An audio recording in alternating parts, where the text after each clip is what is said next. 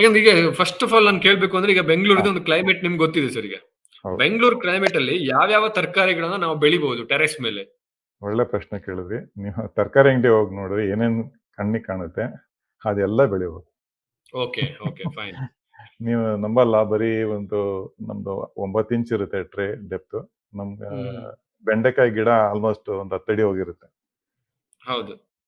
So ಹಾಗಾಗಿ ಎಲ್ಲಾ ತರಕಾರಿ, ಬೆಂಡೆಕಾಯಿ, ಹೀರೆಕಾಯಿ, ಹ್ಮ್. ಸೋರೆಕಾಯಿ, ಕುಂಬಳಕಾಯಿ, ಟೊಮೆಟೊ, ಬೀನ್ಸು, ಆಮೇಲೆ ಕ್ಯಾರೆಟು, ಮೂಲಂಗಿ, ಬೀಟ್ರೂಟು, ಮತ್ತೆ ಎಲ್ಲಾ ತರ ಸೊಪ್ಪು, ಪಾಲಕ್ಕು, ಮೆಂತ್ಯ, ಆ, ಆ, ಪುದೀನ, ಕೊತ್ತಂಬರಿ, ಹರವೆ ಸೊಪ್ಪು, ಎಲ್ಲದು, ಓಹೋ. ಬದನೆಕಾಯಿ.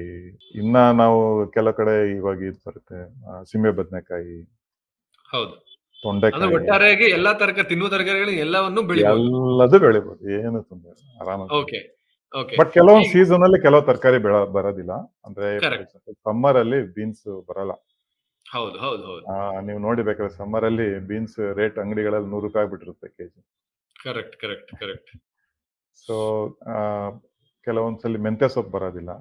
ಅಥವಾ ಹ್ಮ್. ಕೆಲವೊಂದು ಸೀಸನ್ ಅಲ್ಲಿ ಕೆಲವೊಂದು ಬರಲ್ಲ. But more or less Bengaluru ವೆದರ್ಗೆ ಆಲ್ಮೋಸ್ಟ್ ಎಲ್ಲಾ ತರಕಾರಿನೂ ಬರುತ್ತೆ. ಹೂಕೋಸು, ಎಲೆಕೋಸು, ಕರೆಕ್ಟ್. ನೂಲ್ಕೋಸು ಎಲ್ಲ ಬರುತ್ತೆ. ಹೌದು. ಈಗ ಈಗ ಫಸ್ಟ್ ಆಫ್ ಆಲ್ ಈಗ ನಾನೊಬ್ಬ ನಿಮ್ಮ ಒಂದು ಗ್ರಾಹಕ ನನಗೆ ಮನೆ ಮೇಲೆ ಬೆಳಿಬೇಕು ಅಂತ ನಿಮ್ಗೆ ಕಾಲ್ ಮಾಡಿ ನಾನು ಆರ್ಡರ್ ಮಾಡ್ದೆ. ಸೊ ನನಗೀಗ ಈ ಹ್ಮ್. ತರ ಇದೆ ನನ್ನ ಮನೆ ಟೆರೇಸ್ ಅಲ್ಲಿ ಬೆಳಿಬೇಕು. ನಿಮ್ದು ಪ್ರೋಸೆಸ್ ವರ್ಕಿಂಗ್ ಪ್ರೋಸೆಸ್ ಯಾವ ರೀತಿಯಾಗಿರುತ್ತೆ ಸರ್ ಈಗ? ಓಕೆ. ಅದು ಫಸ್ಟ್ ನೀವು ನೀವು ಇಂಟ್ರೆಸ್ಟ್ ತೋರಿಸಿ ನಾವೊಂದು ಲಿಂಕ್ ಕಳಿಸ್ತೀವಿ. ಆ ಲಿಂಕಲ್ಲಿ ಫಾರ್ಮ್ ಹ್ಮ್. ಇರುತ್ತೆ. ಆ ಫಾರ್ಮ್ ಅಲ್ಲಿ ನಾವು ಎಲ್ಲದು ಫಿಲ್ ಮಾಡಬೇಕು.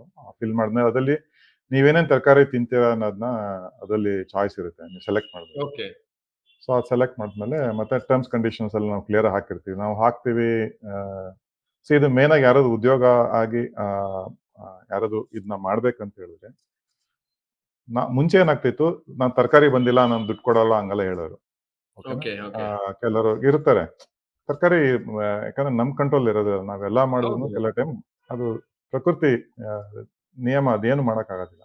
ರೈತರು ಕೂಡ ಅದಕ್ಕೇನೆ ಅಷ್ಟೊಂದು ಜನ ಸೂಸೈಡ್ ಮಾಡ್ಕೊಳ್ಳೋದು, ಇಷ್ಟೊಂದು ಕಷ್ಟಪಡೋರು ರೈತರು. ಯಾಕಂದ್ರೆ ಎಲ್ಲ ಹೌದು. ಟೈಮ್ ನಾವು ಹೇಳ್ದಂಗೆ ಪ್ರಕೃತಿ ನಡೆಯೋದಿಲ್ಲ. ಸೊ ಹಾಗಾಗಿ ಅವ್ರು ನಮ್ಗೆ ಕೆಲವು ಟೈಮ್ ದುಡ್ಡು ಕೊಡ್ತಿಲ್ಲ. ಬಟ್ ಈಗೇನ್ ಹೇಳ್ತಾ ಇದೀವಿ, ತರಕಾರಿ ಬರುತ್ತೋ ಬಿಡುತ್ತೋ, ನಮ್ಮ ಕರ್ತವ್ಯ ನಾವು ಮಾಡ್ತೀವಿ, ನೀವು ಅದಕ್ಕೆ ದುಡ್ಡು ಪೇ ಮಾಡಲೇಬೇಕು ಅಂತ ಒಂದು ಕಂಡೀಷನ್ಸ್. ಆ ಕಂಡೀಷನ್ಸ್ ಒಪ್ಕೊಂಡ್ಮೇಲೆ ನಾವೇನ್ ಮಾಡ್ತೀವಿ, ಒಂದು ವಾರ ಟೈಮ್ ಬೇಕಾಗುತ್ತೆ. ಒಂದು ವಾರ ಟೈಮ್ ಆದ್ಮೇಲೆ ನಮ್ಮ ವೆಹಿಕಲ್ ಬರುತ್ತೆ. ಅದರಲ್ಲಿ 12 ಟ್ರೇ ಇರುತ್ತೆ. ಒಂದು ಆಲ್ಮೋಸ್ಟ್ ಒಂದು 1000-1200 ಕೆಜಿ ಗೊಬ್ಬರ ಬರುತ್ತೆ. ಈ ಓಕೆ. ಗೊಬ್ಬರ ಅಂದ್ರೆ ಇದ್ರಲ್ಲಿ ತುಂಬಾ ಮಲ್ಟಿಪಲ್ ಐಟಮ್ಸ್ ಇರುತ್ತೆ ಒಳಗಡೆ. ಒಂಥರ ಅದು ಮಿಕ್ಸ್ಚರ್, ಅದು ಕಾಂಪೋಸಿಷನ್, ಅದು ಹ್ಮ್. ಎರೆಹುಳ ಗೊಬ್ಬರ, ಲೈಫ್ ಕಾಂಪೋಸ್ಟ್, ಸ್ವಲ್ಪ ಕೆಮ್ಮಣ್ಣು, ಬಯೋ ಫರ್ಟಿಲೈಸರ್ಸ್, ಹ್ಮ್. ಕೋಕೋಪೀಟು, ಆ ಥರ ಎಷ್ಟೊಂದಿರುತ್ತೆ ಅದ್ರೊಳಗಡೆ. ಆ ರಾಕ್ ಫಾಸ್ಫೇಟು, ಆ 1 ಟನ್ನು ಗೊಬ್ಬರ ಮತ್ತೆ ಚಪ್ರ, ಆಮೇಲೆ 12 ಟ್ರೇ ಪ್ಲಸ್ ಡ್ರಮ್ಗಳು ಮತ್ತೆ ಕ್ಯಾನ್ ಕೊಡ್ತೀವಿ. ತಗೊಂಡ್ಬಂದು ನಿಮ್ಮ ಮಾಡಿ ಮೇಲೆ ನೋಡಿರೋ ಜಾಗದಲ್ಲಿ ಹಾಕ್ಬಿಟ್ಟು ಗೊಬ್ಬರ ಎಲ್ಲ ಫಿಲ್ ಮಾಡಿ ನಿಮ್ಮ ಕೈಲೆಲ್ಲ ಬೀಜ ಹಾಕ್ಸ್ತೀವಿ ನಾವು. ಸೊ ನಿಮ್ಗೆ ಅದು ಅನುಭವ ಆಗಲಿ ಅಂತ. ಓಕೆ. ಮತ್ತೆ ನೀರ್ ಹಾಕೋ ಮೆಥಡು, ಮತ್ತೆ ನಾವೊಂದು ನಿಮ್ಗೆ ಕೆಲವೊಂದು ಮ್ಯಾನ್ಯಲ್ಸ್ ಕೊಡ್ತೀವಿ. ಅಂದ್ರೆ ಹ್ಮ್. ಹೆಂಗ್ ಹಾರ್ವೆಸ್ಟ್ ಮಾಡ್ಬೇಕು ನೀವು. ಯಾಕಂದ್ರೆ ಕರೆಕ್ಟ್. ಪಾಪ ಕೆಲವರಿಗೆ ತರಕಾರಿ ಹಾರ್ವೆಸ್ಟ್ ಮಾಡಕ್ ಹೇಳಿರ್ತೀವಿ. ತೊಂಡೆಕಾಯಿ ಇಲ್ಲ ಬೆಂಡೆಕಾಯಿ ಹೆಂಗ್ ಕೀಳ್ಬೇಕಂತ ಗೊತ್ತಿರಲ್ಲ. ಇಲ್ಲ ಮೂಲಂಗಿ ಹೌದು. ಹೆಂಗ್ ಕೀಳ್ಬೇಕಂತ ಕೆಲವ್ರು ಭಯ ಬೀಳ್ತಾರೆ. ಸೊ ಅದನ್ನೆಲ್ಲ ನಾವು ಅವ್ರಿಗೆ ಸ್ವಲ್ಪ ಟ್ರೈನಿಂಗ್ ಕೊಡ್ತೀವಿ. ಸೊ ಇಷ್ಟು ಮಾಡಿ ಅವ್ರಿಗೆ ಮತ್ತೆ ಒಂದ್ 3 ದಿವಸ ಬಿಟ್ಟು ಮತ್ತೆ ಬರ್ತೀವಿ, ನೋಡ್ತೀವಿ ಇನ್ನ ಮೊಳಕೆ ಬಂದಿಲ್ಲ. ಕೆಲವು ಟೈಮ್ ಕೆಲವು ಬೀಜ ಮೊಳಕೆ ಬಂದಿಲ್ಲ, ಮತ್ತೆ ಬೀಜ ಹೋಗ್ತೀವಿ.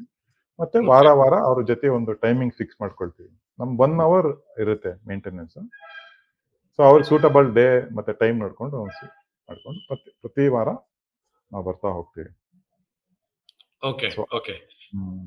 Okay, nice. ಒಂದು ಈ ಕಾನ್ಸೆಪ್ಟೇ ಅದ್ಭುತ ಅಂತ ಹೇಳ್ಬೋದು. ಈಗ ನಾವು ಸಿಟಿಗಳಲ್ಲಿ ಒಂದು ಈ ತರ ಮಾಡೋದ್ರಿಂದ ಒಂದೇನಾಗತ್ತೆ, ಒಂದು ನೇಚರ್‌ಗೂ ಕೂಡ ತುಂಬಾ ಒಳ್ಳೇದು ಸರ್. ಈಗ ಎಕ್ಸಾಕ್ಟ್ಲಿ. ನಮ್ ಬೆಂಗಳೂರಿಗೆ ಕರೆಕ್ಟ್ ಆಗಿ ಗಾರ್ಡನ್ ಹೇಳಿದ್ರಿ. ಸಿಟಿ ಅಂತ ಹೇಳೋದಕ್ಕೂ, ನಾವು ಟೆರೇಸ್ ಮೇಲೆ ಗಾರ್ಡನ್ ಮಾಡೋದಕ್ಕೂ ತುಂಬಾ ಒಂದು ಹೌದು, ಸೂಕ್ತವಾದ ಒಂದು ಸಮಯ ಅಂತ ಹೌದು. ಹೇಳ್ಬೋದು. ಯಾಕೆಂತಂದ್ರೆ ಒಂದು ಸರಿ ಪ್ಯೂರ್ ಹೇಳಿದ್ರಿ. ಏರ್ ಕೂಡ ಸಿಗುತ್ತೆ. ಆಮೇಲೆ ನೀವು ಒಂದ್ ವೇಳೆ ಅದೇ ಒಂದು ಟೆರೇಸ್ ಮೇಲೆ ನಾವು ಹೋಗ್ಬಿಟ್ಟು ಒಂದು 10 ನಿಮಿಷ ಇದ್ರೆ ಒಳ್ಳೆ ಗಾಳಿ, ಒಳ್ಳೆ ಒಳ್ಳೆ ಒಂದು ವಾತಾವರಣ ನಮ್ಗೆ ಫೀಲ್ ಆಗುತ್ತೆ ಅಲ್ವಾ ಸರ್?